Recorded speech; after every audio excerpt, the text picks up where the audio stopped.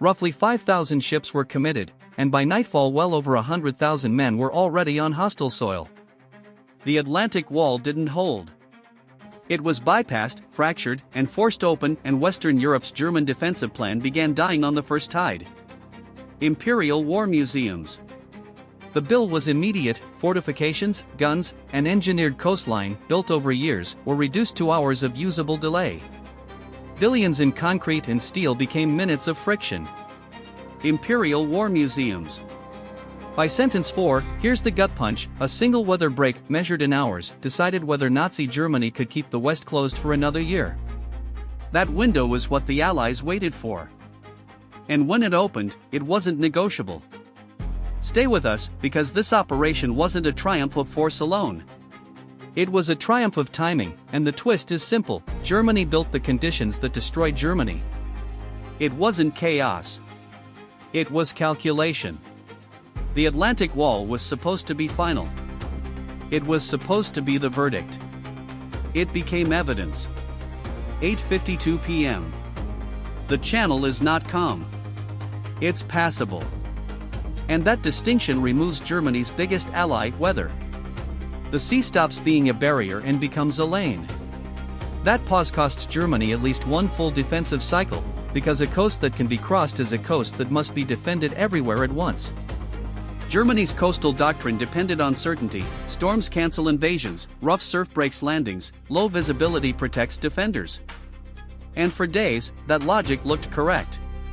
A delayed assault wasn't a failure. It was a trap closing. No clarity. No daylight certainty. No clean horizon. 9:41 p.m.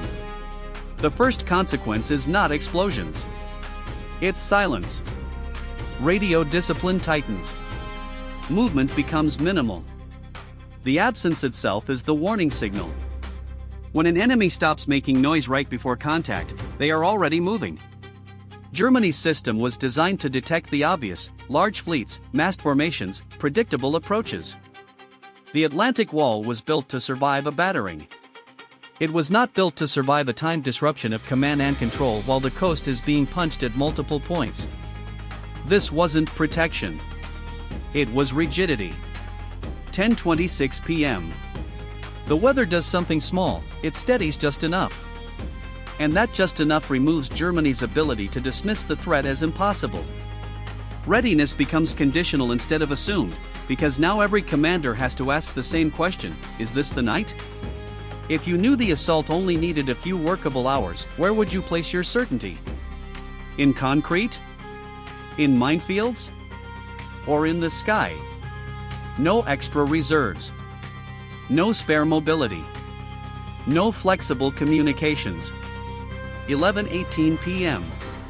The first Allied shape appears where Germany least wants it, not as one spear, but as many.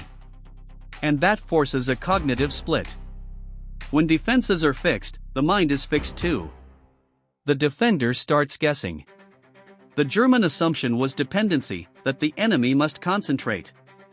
That the enemy must telegraph scale. That the enemy must commit where the defender is strongest. So the defender built the wrong layer. Bunkers, guns, and obstacles were a wall. The real vulnerability was the nodes behind the wall: the inland command posts, the communications lines, the decision loops. A wall can delay bodies. It cannot delay decisions if the decision system is shattered. Efficiency became exposure. 12:07 a.m. Something shifts: the assault becomes real without becoming obvious. And Germany loses the first thing that matters in modern war: tempo. Not casualties. Tempo. This delay removes a full response cycle from the night, because units that should be moving are still waiting for confirmation. No confirmation. No unified picture. No single main effort. The Allies didn't need Germany blind. They needed Germany busy. And the cost imbalance starts here. A cheap disruption, confusion, false indicators, fragmented reports forces expensive responses: alerts, redeployments, contradictory orders, engines running, fuel burned with no contact. Cheap pressure. Expensive readiness. 12:54 a.m. The inland command and control nodes start to feel it, not as a collapse, but as friction. Orders arrive late. Reports contradict. Local commanders act without alignment. Throughput drops, not to zero, but low enough to matter. If you were a German commander hearing 3 different crisis reports at once, which one would you reinforce? No time to verify. No time to coordinate. No time to reassemble the picture. 1:33 a.m. The channel becomes an assembly line. This is the part people misunderstand. The invasion wasn't a single event. It was logistics executed under fire.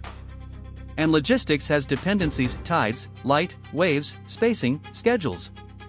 Germany's defense was dependent on interrupting the first wave hard enough that nothing coherent could follow. That dependency is exactly what the Allies attacked by waiting for the narrow weather window. They didn't need perfect conditions, only just enough continuity to keep the machine feeding itself. What followed wasn't a warning.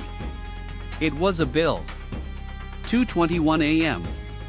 The Real warning signal returns: absence. Coastal sectors expect one thing: obvious massing. They don't get it. They get scattered, conflicting contact. That absence is operational. It means the enemy is already inside your decision cycle. And now Germany loses the second thing that matters: options. Because fixed defenses do not create options. They create commitments. No lateral mobility. No rapid reserve. No clean counterstroke. 3:04 a.m. The clock starts stripping Germany of initiative. Every minute that passes without a decisive interdiction removes a launch window for counteraction. That pause costs Germany at least one launch window for coordinated reserve movement, because daylight will change everything. And daylight is not neutral. Daylight favors the side with air power, reconnaissance, and supply. No darkness advantage. No concealment comfort. No time to reset. 3:52 a.m. Germany's coastal guns and strongpoints are now facing a problem they were never built to solve: simultaneity. Not one breach. Several. Not one landing. Multiple. A wall is effective when it funnels. It fails when it must cover everything at once. The system worked. That's why it failed. 4:36 a.m. The first amphibious assault elements begin to press toward the Atlantic wall defenses, and the inland nodes have to decide: do you treat this as the main landing or a diversion? That question is fatal because it burns time. And time is the only currency you can't replace. No decisive allocation. No unified reserve. No confident doctrine. 5:41 a.m. The tide and light align. That alignment takes something away from Germany that no bunker can defend: predictability. The Allies didn't attack at Germany's preferred conditions. They attacked at the only conditions that allowed the Allied machine to stay coherent. From here, Germany's defenses face a cheap versus expensive imbalance in kinetic form. A landing craft or a small assault team is cheap compared to the fixed fortification designed to stop it. But the fortification is only valuable if it can be supported, reinforced, and commanded. When the inland nodes choke, the bunker becomes a tomb with a gunslit. 6:22 a.m. The decisive 10-second window in an amphibious invasion isn't cinematic. It's procedural. It's the moment a sector's attention shifts, a fire plan breaks, a local commander loses columns, and an assault element slips from exposed to established. That window happens repeatedly across the coastline. And each time it happens, Germany loses another unit of leverage: the ability to deny follow-on waves. That delay removes a full strike cycle from the morning, because counterattacks that must happen at first light now happen late, or not at all. No synchronized fire. No clean kill zones. No reliable reporting. 7:09 a.m. The Atlantic Wall begins turning from a barrier into a map of isolated points. It's not that every strongpoint is destroyed. It's that the strongpoints stop being a system. Systems win wars. Isolated positions die. This wasn't protection. It was rigidity. 7:58 a.m. Inland command and control nodes are now under a different kind of pressure. they are being forced to respond to realities faster than their communications can move. That mismatch removes Germany's third asset, confidence. Units stop believing in reinforcement timelines. Leaders stop believing in the plan. If you can't trust your reserves to arrive, what do you do with the coastline under assault? No confidence to hold. No confidence to move. No confidence to commit. 8:44 a.m. The cost imbalance widens again. Germany must spend expensive resources, fuel, trucks, daylight movement, just to reposition units that were already supposed to be in the right place. The Allies spend cheap resources, deception, timing, pressure, to make Germany burn itself. Cheap deception. Expensive repositioning. 9:27 a.m. The second order collapse starts, schedules rewrite. Ammunition plans shift. Units meant to counterattack are now defending their own routes. And the Atlantic Wall's inland nodes, telephone lines, radio nets, staff coordination become the real battlefield. Silence becomes the warning signal again. When headquarters stops answering, the front starts improvising. No guidance. No clearance. No coordination. 10:12 a.m. Germany loses the fourth asset, tempo, at the operational level. Not because they're destroyed, but because they're delayed into irrelevance. A counterattack that comes at noon instead of dawn is not a counterattack. It's a casualty report. That pause costs Germany at least one full armored maneuver opportunity in the day, because air power and observation only grow stronger as the sun climbs. No surprise movement. No protected approach. No uncontested roads. 11:06 a.m. By late morning, the Atlantic Wall is no longer the primary defense. The defense becomes ad hoc, local resistance, improvised strongpoints, fragmented units. The plan has shifted from deny landing to contain breach, and that is a different war. If Germany's strategy depended on preventing a foothold, what happens the moment a foothold exists? No strategic denial. No clean containment. No quick reversal. 12:03 p.m. The inland command nodes face the simplest operational reality: they cannot be everywhere. A centralized decision system is powerful until it is overloaded. Then it becomes slow. And slow is fatal. Efficiency became exposure. 12:58 p.m. By early afternoon, the Allies have done something Germany cannot undo quickly: they have made the invasion a logistics problem, not a tactical one.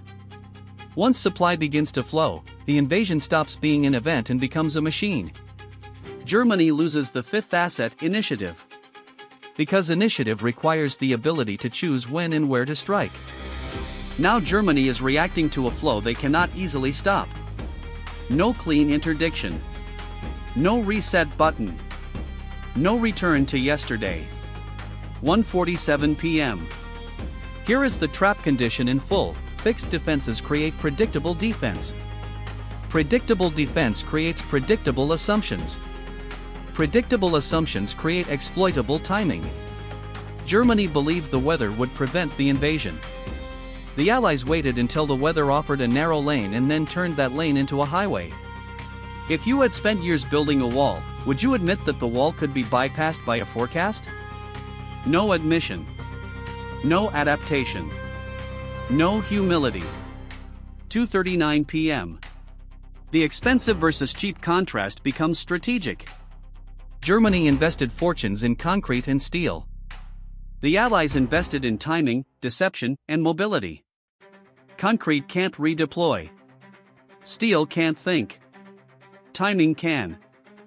That delay removes a full decision cycle from the afternoon, because now Germany's higher command must reassess the entire Western theater under active invasion. 3:28 p.m. Every hour that passes solidifies Allied presence and reduces German leverage. This is the brutal arithmetic: if the first day ends with a sustained foothold, the defenders' best chance is already behind them. No quick victory. No clean defeat. No tomorrow we fix this. 4:16 p.m. The Atlantic Wall defenses become what they always were: a delaying layer. A strong one. A lethal one. But not decisive. Decisive is the inland network roads, reserves, communications, and command coherence. Germany's inland nodes were not designed to operate under simultaneous shock. They were designed to execute a plan. When the plan broke, the network broke with it. The system worked. That's why it failed. 5:02 p.m. The second silence arrives, absence as warning. The absence of a coordinated German counterstroke by late day is not restraint. It is incapacity. It means the machine cannot assemble itself fast enough. Throughput drops, not to zero, but low enough to matter. No assembled reserves. No synchronized strike. No unified response. 6:11 p.m. By evening, the Allies have traded blood for position, and position for logistics. And logistics is irreversible at scale. Germany's last real hope, throwing the invaders back into the sea, shrinks with every truck unloaded and every unit that lands intact. That pause costs Germany at least one launch window to restore coastal denial, because once night falls again, the Allies don't stop. They reinforce. 7:03 p.m. Here's the so what moment: the invasion wasn't won by bravery alone, and it wasn't won by numbers alone. It was won because the Allies understood the real target. Not the bunkers. Not the guns. The system behind them. If you can fracture command and control while forcing simultaneous breaches, the wall doesn't matter. It becomes scenery. No single decisive bunker. No one magic gun. No one heroic fix. 8:12 p.m. Germany's posture shifts from confident to conditional. Orders become cautious. Movements become conservative. The coastline is no longer a line. It is a series of emergencies. Readiness becomes conditional instead of assumed. 9:05 p.m. Now we reach the explicit humiliation point, mid-script, cold, final. From that point forward, Russia wasn't choosing when to strike. It was waiting to be ready again. And the reason that line belongs here, despite the theater being different, is that the principle is identical. Once a defender loses tempo and coherence, the defender loses choice. Choice is the highest form of capability. No choice. No timing control. No initiative. 10:02 p.m. In the first 24 hours, the Atlantic Wall has not collapsed everywhere. That's not required. What matters is that the wall has failed at its strategic purpose, preventing a sustained lodgment. Germany loses the sixth asset, the ability to keep the West closed. That's not tactical. That's existential. That delay removes a full strike cycle from the week, because German operational planning now has to account for a permanent Allied foothold. 5:41 a.m., day 2, the morning returns, and Germany is now solving a problem it didn't prepare to solve, fighting a mobile, expanding bridgehead while under increasing Allied air and naval pressure. Every day the bridgehead survives, Germany's defensive depth shrinks. No clean lines. No stable rear. No safe roads. 11:18 a.m., day 3, the 72-hour mark is where the strategic meaning hardens. The Allies aren't just landing. They're building a platform for liberation. That platform forces Germany into a multi-front resource diversion problem they cannot afford. Cheap Allied timing has forced expensive German redistribution. This wasn't protection. It was rigidity. 3:52 p.m., day 3, the verdict is plain: the Atlantic Wall was a confidence structure. It was designed to create certainty. The Allies waited for the only conditions that punctured that certainty and then exploited Germany's dependency on fixed defenses and centralized control. No certainty. No control. No recovery without cost. 8:44 p.m., strategic lesson: modern war is not decided by who owns the most concrete or the thickest line. It is decided by who can identify dependency and compress time until the dependency breaks. Germany depended on the weather to deny the invasion. Germany depended on fixed positions to channel the enemy. Germany depended on centralized command to coordinate response. One narrow weather window turned those dependencies into liabilities. It wasn't chaos. It was calculation. So here's the debate question that matters. If the Atlantic Wall failed because the system behind it couldn't adapt fast enough, what is the next wall in any modern military that looks strong but is really just rigid? Comment your take. Like, subscribe, and follow for more clear breakdowns.